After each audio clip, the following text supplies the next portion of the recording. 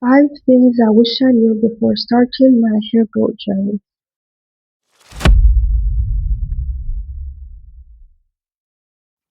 If I could go back to the beginning of my hair growth journey and give myself five pieces of advice, there are some things I would do completely different. Because when I started trying to grow my hair longer, I thought the answer was simple. Take care of your hair, give it moisture, keep it clean, and wait for it to grow. But I've learned that growing long hair isn't just about making your hair grow. It's about keeping the hair that you grow.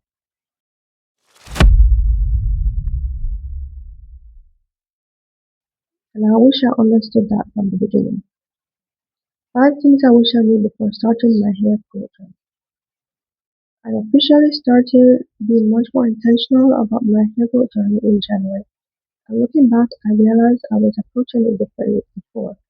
I was doing things because I thought they were part of having healthy hair, but I wasn't always stopping to ask, is this actually helping me retain length? And there's an important distinction. Because your hair can be growing from your scalp while you don't actually see your hair getting longer. If your ends are constantly breaking, you can be growing the hair while losing old length at almost the same time. So there are five things I'm changing.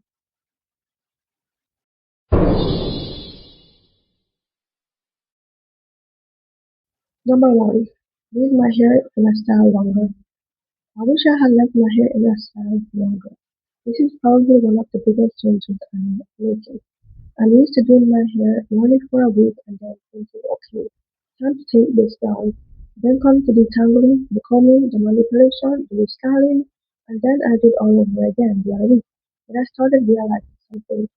Every time I take my hair down, I'm creating another opportunity to manipulate it. That's not to say you should keep a style in forever, and I'm definitely not saying you should neglect your scalp or ignore your hair. But if a style is working for me, and my hair is comfortable and being properly cared for, why am I taking it down just because a week has passed? So now I'm experimenting with keeping my styles in longer, less unnecessary manipulation, more consistency, and hopefully better length retention.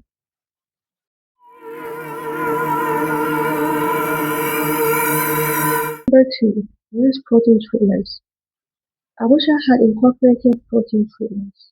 This is something I honestly wasn't paying enough attention to. I was very focused on moisture, moisture your hair, deep conditioner, leave-in, and oil, but I wasn't really thinking about strength. Hair is made primarily of keratin, a protein, and protein treatments can be useful for helping some hair maintain strength. Now, that doesn't mean I'm saying everyone needs to use protein treatments every week. No, your hair can become unhappy if you overdo certain treatments, so it's about finding what works for your hair. But for me, I realized protein needed to have a place in my routine because if my goal is to retain length, I don't just want hair that's moisturized. I want hair that's strong enough to stay.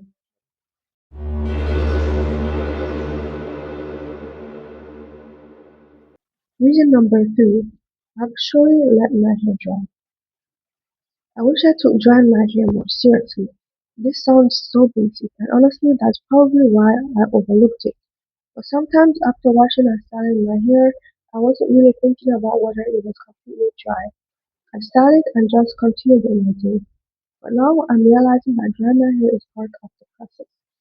I'm not trying to rush through just so I can move on to everything else. So now I make more of an effort to give my hair enough time to dry properly before putting it away. And this has also taught me something bigger. A hair routine isn't just the products you use, it's also what you do with your hair afterward.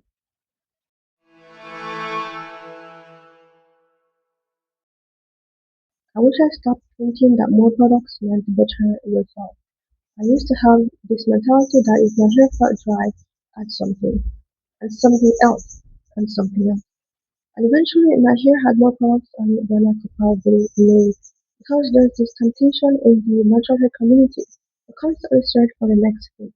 Another cream, another oil, another leave-in. But I've learned that more isn't automatically better. My hair doesn't need every product I own every time I wash it. So now I'm trying to be more intentional. Does my hair actually need moisture? Does it need more product? Is it dry? Is it already coated? Instead of automatically reaching for something, I'm trying to listen to my hair first.